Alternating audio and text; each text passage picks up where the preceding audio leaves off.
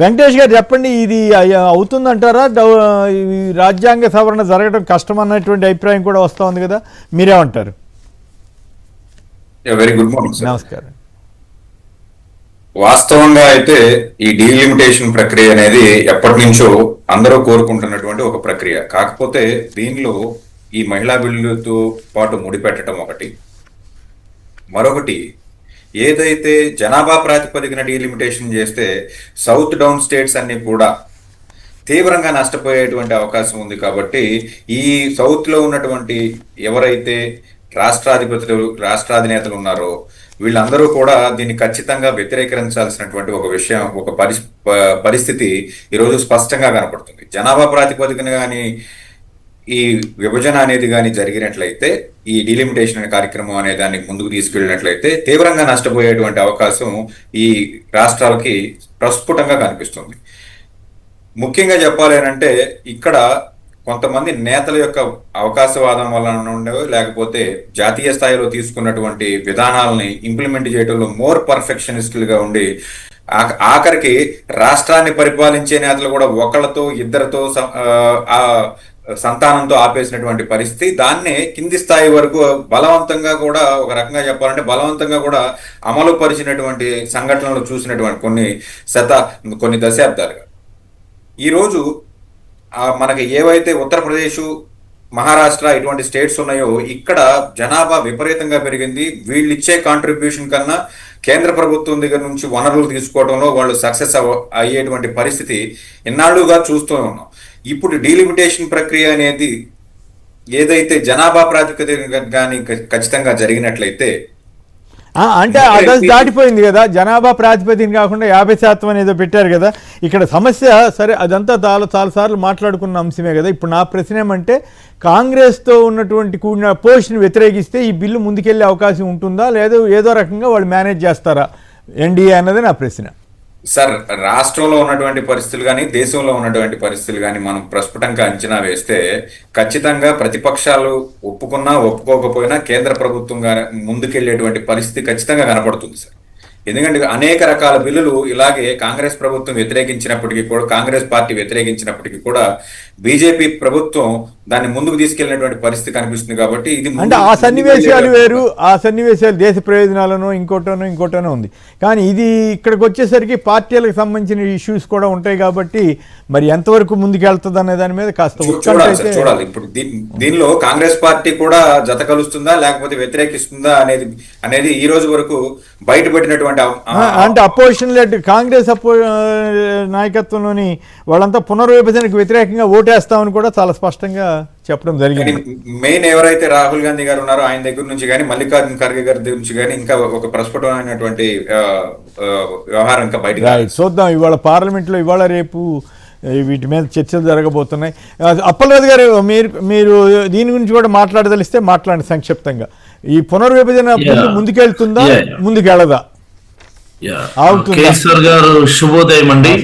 అలాగే కో పార్టిసిపెంట్ సాక్షి వ్యూయర్స్ అందరికీ కూడా గుడ్ మార్నింగ్. సో డీలిమిటేషన్ సంబంధించినటువంటి దేశవ్యాప్తంగా జరుగుతున్నటువంటి చర్చ మనందరికీ తెలుసు. ఈ డీలిమిటేషన్ కానీ లేకపోతే విమెన్ రిజర్వేషన్ సంబంధించి ఇవన్నీ కూడా constitutional amendments. So constitutional amendments చేయాలి అంటే మనకి 2/3 మెజారిటీ ఉండాలి. మోర్ దాన్ 50% మెజారిటీ ఉంటే మనకు సరిపోదు. సో 2/3 మెజారిటీ అన్నటువంటిది either in Lok Sabha or in Rajya Sabha the existing NDA గవర్నమెంట్కి అయితే లేదన్నటువంటిది చాలా స్పష్టం. సో 2/3 మెజారిటీ కావాలి అంటే కాంగ్రెస్ అండ్ ఇండియా బ్లాక్ కూటమి వాళ్ళు కూడా సపోర్ట్ చేయాల్సినటువంటి అవసరం ఉంది. సో వాళ్ళు సపోర్ట్ చేస్తారా చేయరా అంటే ఇక్కడ రెండు విషయాలు ఉన్నాయి. కేసీఆర్ గారు, కేంద్ర ప్రభుత్వ పెద్దలు ఎంపీలకు సర్క్యులేట్ చేసినటువంటి నోట్ ఏదైతే యాక్ట్లకు సంబంధించినటువంటి ఫార్మాట్స్ ఇచ్చినప్పుడు అందులో ఒక 2-3 అంశాలు పొందుపరచడం జరిగింది. ఇది ఒకసారి మీ ద్వారా ప్రజలందరూ కూడా నేనైతే తెలియజేయదలుచుకున్నాను. సో మనకి లోక్సభలో ఉన్నటువంటి సీట్లు పెంచాలి అంటే మనం ఆర్టికల్ 81ని అమెండ్ చేయాల్సినటువంటి అవసరం ఉంది. ఆర్టికల్ 81 అమెండ్ చేస్తే తప్ప లోక్సభ సీట్లు పెంపుదల అలాగే డీలిమిటేషన్ చేయలేము. అలాగే అసెంబ్లీకి సంబంధించి అసెంబ్లీలో అంటే రెస్పెక్టివ్ అసెంబ్లీస్లో సీట్లు పెంపుదల చేయాలి అంటే ఆర్టికల్ 170ని మనం అమెండ్ చేయాల్సినటువంటి అవసరం ఉంది. ఆర్టికల్ 170. సో ఏదైతే కేంద్ర ప్రభుత్వం ఇచ్చినటువంటి ఫార్మాట్స్ ఉన్నాయో దానిలో ఆర్టికల్ 81కి సంబంధించినటువంటి అమెండ్మెంట్కి సంబంధించినటువంటి డీటెయిల్స్ ఉన్నాయి తప్ప ఆర్టికల్ 170 అమెండ్మెంట్ అంటే అసెంబ్లీ సీట్ల పెంపుదలకు సంబంధించినటువంటి అమెండ్మెంట్స్కి సంబంధించినటువంటి వివరాలు అయితే లేవు. సో దానివల్ల ఏంటంటే there is a confusion. Government of India only Lok Sabha సీట్లు పెంచి అసెంబ్లీ సీట్ల జోలికి వెళ్లకుండా ఉండిపోతుందా అన్నటువంటిది మొదటి ప్రశ్న. అంటే ఎల్లో మీడియా అట్లా తెలుగుదేశానికి మద్దతు ఇచ్చే ఎల్లో మీడియా ఉంది కదా, వాళ్ళైతే అసెంబ్లీ కూడా పెరుగుతాయన్నట్టుగానే కేంద్ర మంత్రులు చెప్పారన్నట్టుగానే చంద్రబాబు గారి దగ్గర ఏదో మీటింగ్ జరిగింది, దాంట్లో ఈ ప్రస్తావన వచ్చింది అన్నట్లుగా ఇవాళ కథనాలు ఇచ్చారండి. మరి అది కరెక్టా కాదా? అది నోటి ద్వారా ఆ మాట ఓవరాల్ గా చెప్తున్నారు. బట్ కేంద్ర ప్రభుత్వం మొన్నటి వరకు కూడా ఎంపీలకి ఈ యాక్ట్లకు సంబంధించినటువంటి ప్రతులు అంటాం కదా, వాట్ ఐ మీన్ కాపీస్ అంటాం కదా, కాపీ సబ్మిట్ చేసినప్పటికీ ఈ అసెంబ్లీల సీట్ల పెంపుదలకు సంబంధించినటువంటి అమెండ్మెంట్ ఆర్టికల్ 170 అమెండ్మెంట్ అనేది అయితే ఇవ్వలేదు. సో దాన్ని రైజ్ చేసిన తర్వాత మేబీ అది కూడా చేస్తాము అని ఓవరాల్ గా చెప్పడం జరిగింది తప్ప ఇంతవరకు అయితే ఇచ్చినటువంటి పరిస్థితి లేదు. అందువల్ల ఏంటంటే there is a lot more confusion. Women reservation implement చేయడం, అలాగే లోక్సభ సీట్లు పెంచడం, రెండింటిని లింక్ పెట్టడం. రెండింటి లింక్ ఎందుకు పెట్టాలి? మీరు నేరుగా ఇంప్లిమెంట్ చేయండి, కావాలంటే మేము సపోర్ట్ చేస్తామని చెప్పి కాంగ్రెస్ వాళ్ళు చెప్తా ఉన్నారు.